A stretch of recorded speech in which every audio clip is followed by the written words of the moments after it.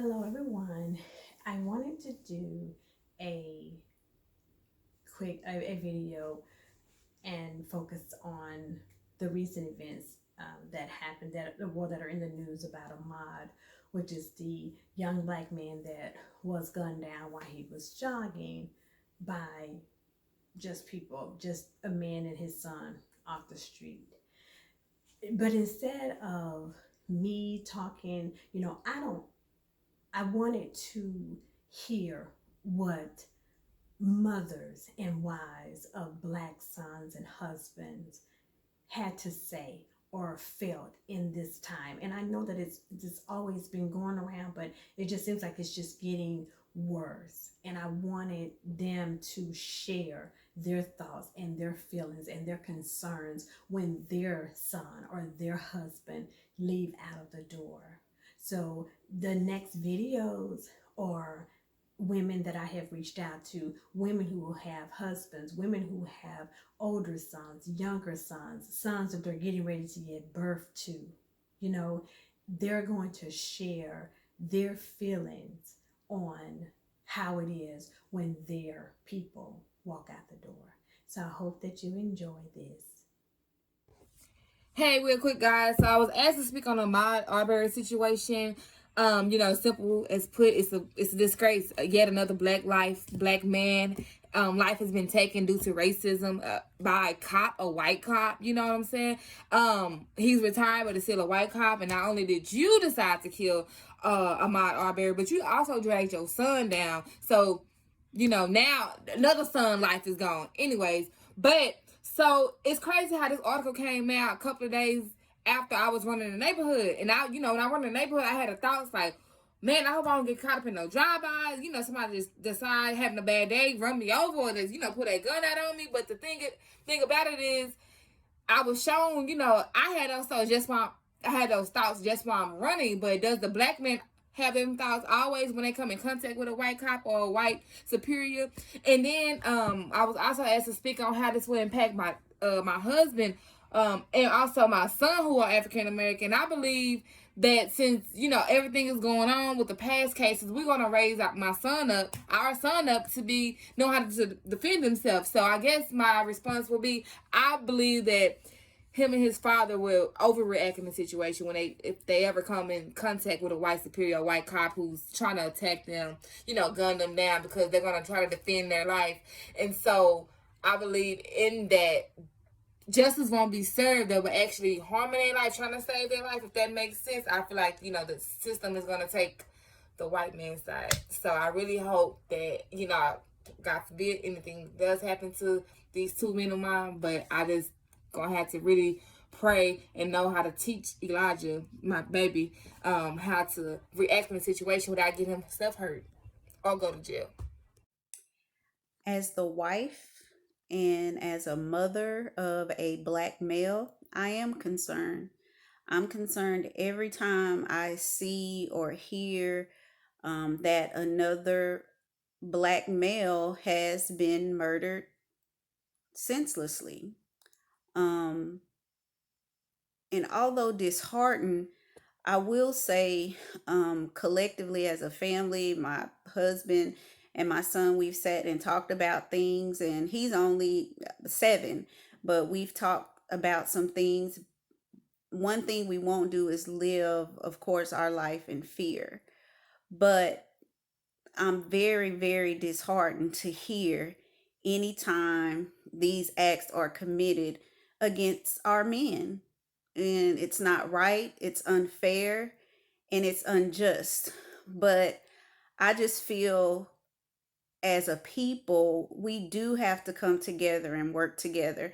And I don't mean just working together in a sense as far as rallying and marching, but we have to put our minds together. We have to put our dollars together and just work together in our communities, spend our dollars, and also vote people in who are going to be helpful to us, helpful to our cause, so these things won't continue to happen. And like I said, although I'm very concerned, it makes me sad, and it really just makes me more angry than anything. Um, I just wish that we could just come up with a way to just work together as a people and combine our strengths that we have together to just let people know we're not standing for this anymore. We're not going to do this. And until we can collectively come together in that sense, I just feel like, unfortunately, this will still continue to happen.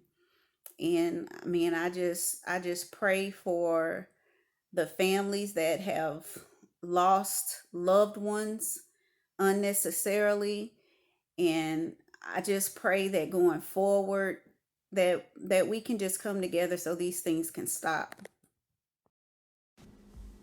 This topic of endangered black men has been on my mind for quite a long time. The fear of our young men, fathers, being hunted down, being profiled.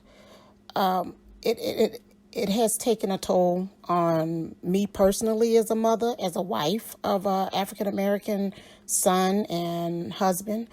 Has taken a personal toll on my husband. Growing up and the age that he has grown up in, he's almost 50, and he believes that he should be respected at all times. And my fear for him is that he is going to compromise the way that he thinks that he should be treated at a time when it's not feasible.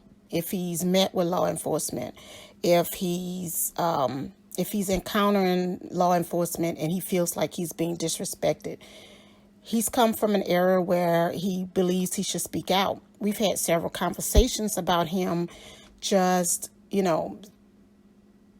swallowing your pride at that time so that you can make it home to us, to your son, so that you live another day to tell a story, even if your rights have been violated, that we can get another opportunity to confront the injustices with him alive. Fortunately, my son is too young to have an experience with law enforcement, but I think it's going to be part of our daily conversations as he gets older, to tell him how to react, to show him what to do so that he can survive, to show him how to respond if he's approached lawfully or unlawfully. My whole point would be for him to make it home alive. That would be my whole point. I need you to make it home alive. I can write letters on your behalf. I can contact people to fight for you, but I need to be able to do that with you alive. And that's my biggest fear. And that's one of the things that I think would have to be part of our everyday conversations as he becomes older, as he tends to venture out, as he becomes a teenager. That's just going to have to be part of the everyday conversation. What to do, how to respond, checking in with me so that I know that you're okay. I worry all the time about my son. My son is 20 years old, and I still ask him, where are you going? Who are you going with? How long are you going to be gone? I don't want you in certain areas because I don't want anybody confronting you because you are black, or don't go in that store because they're going to follow you around. Although you have, he works, he has his own money or whatever, but I'm just constantly telling him ways to kind of be in a society that really looks at him like, you're a problem, you're a threat because you're brown, and I do get worried. I worry a lot. The events leading up to Ahmaud's death, I'm sure that we'll never know, but I just wonder, is there something that he could have done to react in a different way or respond to whatever was going on? I think that's important, and that's something we have to work on, teaching our men, our young men, how to respond to situations. You don't always have to react. You can walk away. you know, and that might save your life. But I just don't like the idea that my son has to walk around and feel like he is, you know, possibly considered a problem for somebody. There is a poem by Mona Lake Jones called Being the Mother of a Black Child. And she starts out the poem by saying, being the mother of a black child, it ain't no easy thing.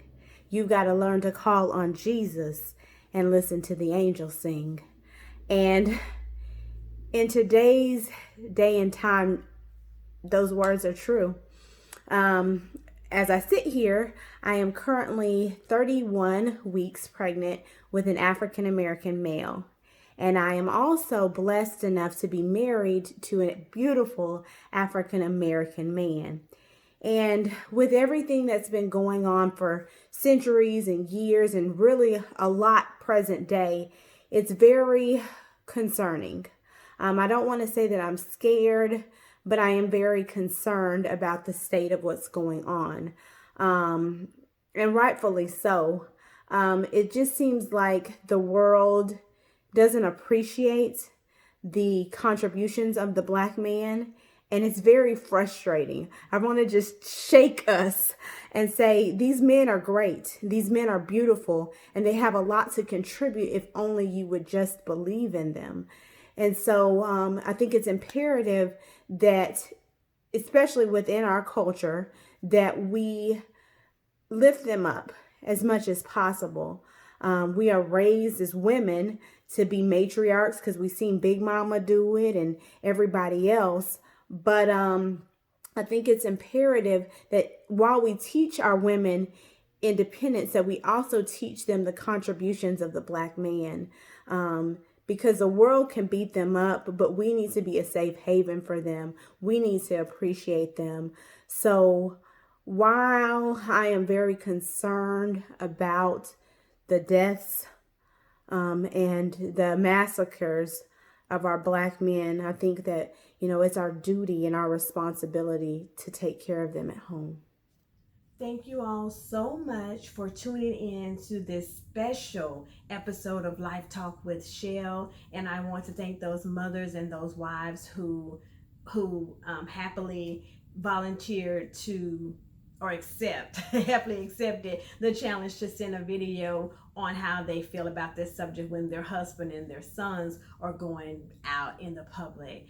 I do not take lightly the concerns that Black men have about this situation. I just did not have enough men to reach out to. So if you would love to share your concerns with me and about this topic and all those things, or if you know a guy who would love to do it, please email me at lifetalkwithshell@gmail.com, or you could hit me up on Instagram at lifetalkwithshell, or just leave a comment at the bottom of this video, and I will gladly reach out to you, and we can do this thing again next week with the men. So again, thank you for tuning in to this special video of Life Talk with Shell. Don't forget, our regular videos are still uploaded every Saturday morning. Like the video, please share the video on all your social media sites, and please subscribe to the channel. Until we meet again, be blessed.